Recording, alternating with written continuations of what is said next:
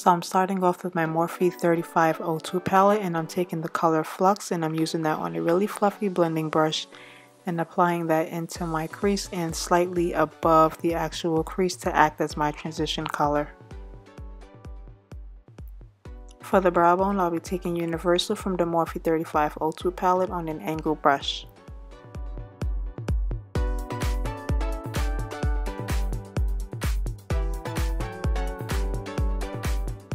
From that very same palette and on a Juvia's Place tapered crease brush, I'll be taking the shade Chestnut and applying that into my lower crease, which is basically directly into my crease. And this is going to act as a base color for the browns and teals that I'm going to be applying on top of it, so that way the colors have a more smoother blend and it's just not like all you can see is like brown and teal. You'll have a little bit of that burgundy peeking through around the edges to help give a nice fade from the brow bone into the transition, down into the crease and onto the lid color, so everything just kind of looks really seamless and you just get a family of colors that are married together. So going back with that Juvia's Place brush, I'm going to take the shade Brunette, which is more of a chocolate brown, and I'm going a little bit lower, not really covering up that chestnut color, and just bringing it slightly lower and building the color up. I did not speed the video up because I wanted you guys to see the blending in real time and how much I have to build the colors up to get the intensity that I was going for. So this is the third time that I'm going in and building up the color. Overall, I really do love the 3502 palette. It is very versatile. The colors are absolutely amazing and they blend seamlessly. So I'm going back in with that first brush that I used for my transition and just buffing around the edges and making sure that everything is really blended.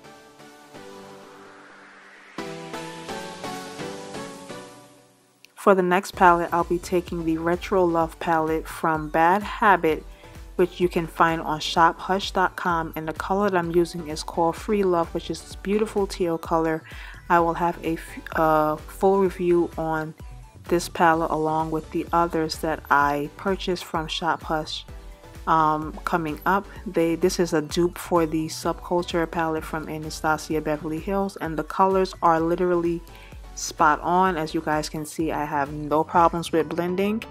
Once again, with any eyeshadow palette, you'll have to go in, apply, blend, reapply. That's why I left everything in real time so that you can see I had to do the same thing with the Morphe 3502 palette. So don't think that the minute you put a color down, like that's the only time you're ever gonna put it down and blend it. You're gonna have to blend it, reapply it, blend it again until you get the desired intensity. So I had zero problems with this palette. As you can see, didn't have any fallout at all or anything. So to cut the center of my mobile lid, I'm going to take my MAC Pro Longwear Concealer in NC42 and this BH Cosmetics small concealer brush, and I'm going for more of a rounded cut crease just in the center of my mobile lid, and I want to keep that teal color on the inner and outer corner of my eye. So you can basically call this a halo. It's a very subtle halo, but yeah, we're going for a halo cut crease today.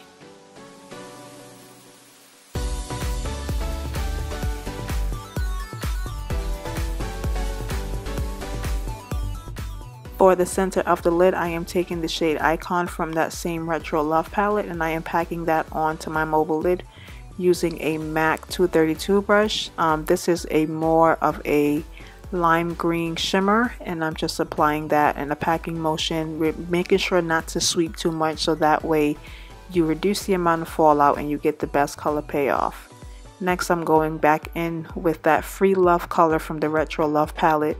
I really do love this palette, guys. I can't wait to show you all of the things that I got from the website, so look out for that whole video soon.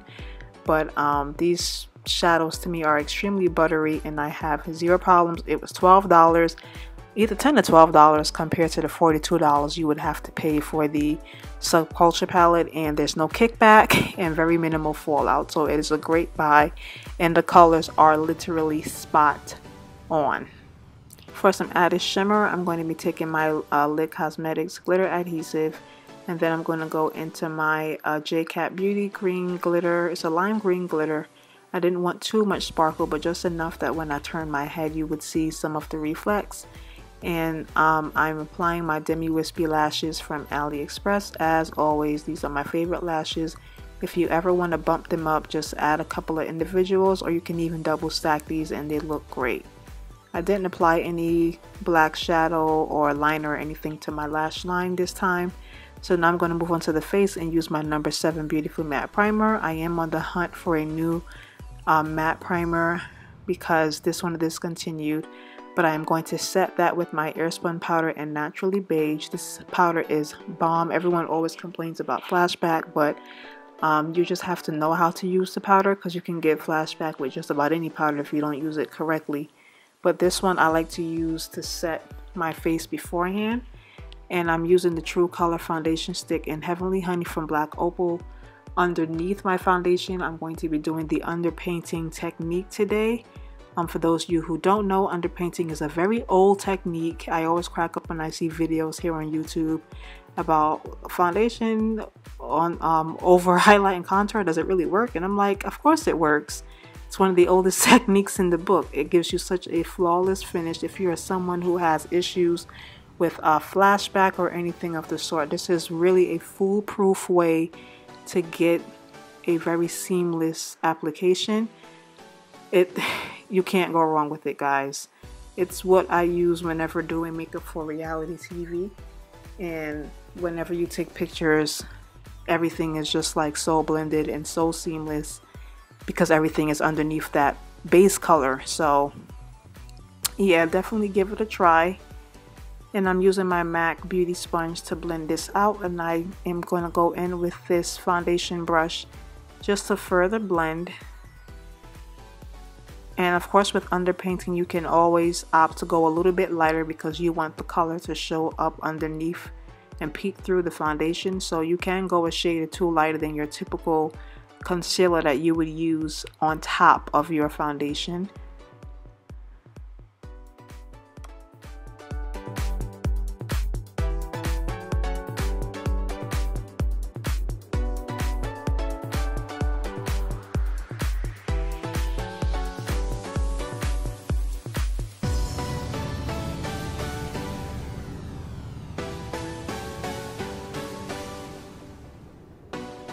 To cream contour, I'm going to be taking my Anastasia Beverly Hills Contour Kit in Deep, and I'm using the darkest shade. Honestly, because this is going underneath, I'm an NC50 in MAC, and if you're my complexion or deeper, you can definitely go a lot darker.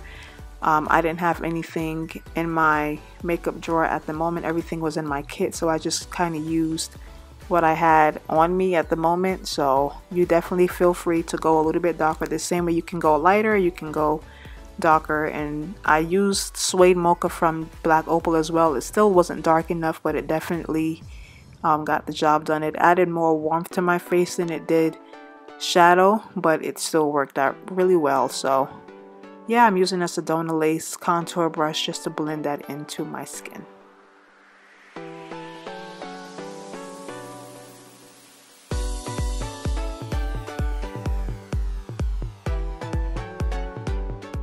For foundation, I am mixing the Loreal Infallible Pro Matte in the color Cocoa along with the NYX Total Cover Drops in the shade Mahogany, or is it Mocha? One of them.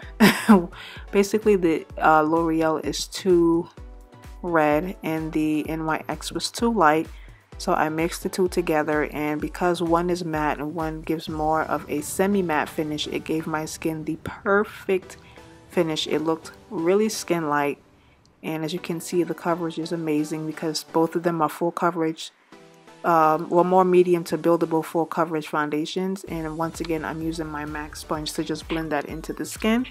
And as you can see, even though I applied that concealer and contour underneath, you can still see all the dimension in my face, but it just looks extremely seamless, and I haven't even applied any powders yet.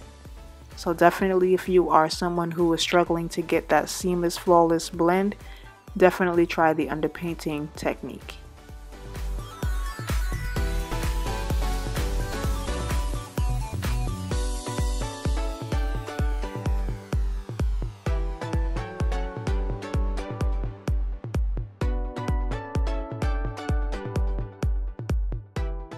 So because the black opal tends to crease on me, I'm just using a little bit of my MAC Pro Longwear Concealer in NC45 on top underneath my eyes just to help set, because this dries down to a matte finish and I don't have to worry about any creasing. But the coverage isn't enough coverage like the black opal, is why I opted to use the black opal underneath and just used a little bit of this on top to kind of seal everything underneath my eyes in, so I don't have to worry about it creasing or budging throughout the day. This is totally optional. You do not have to do this if the concealer that you used doesn't crease on you. I believe the Tarte Shape Tape is more medium to full coverage and it's creaseless, so that would be a great option to use instead of having to use the two products like I did.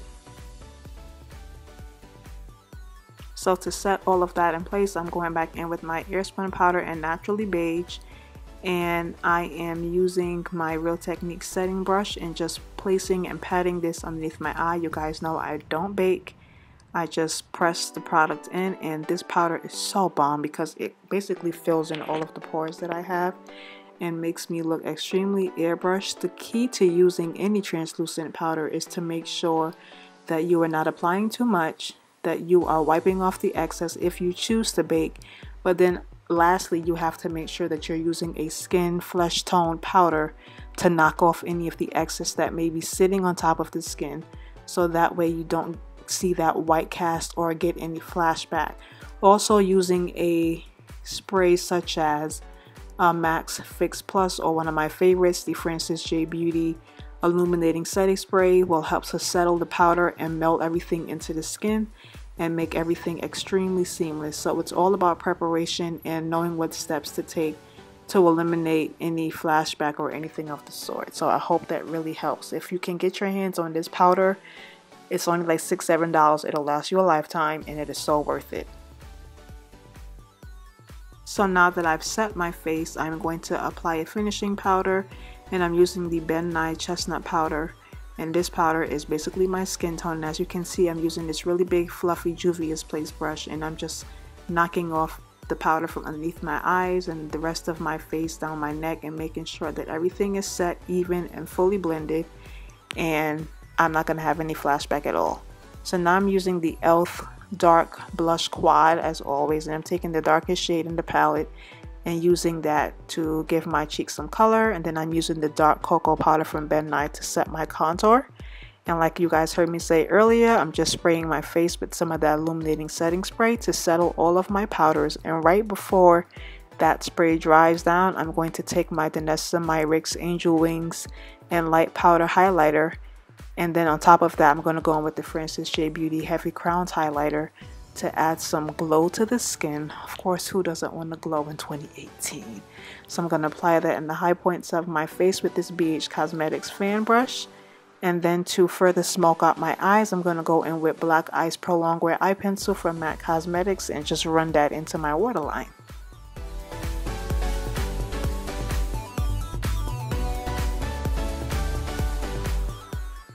To finish off my lower lash line, I'm taking the combination of Rock and Roll and Free Love from that Retro Love palette, and I am using those two colors to sweep and smoke out my lower lash line.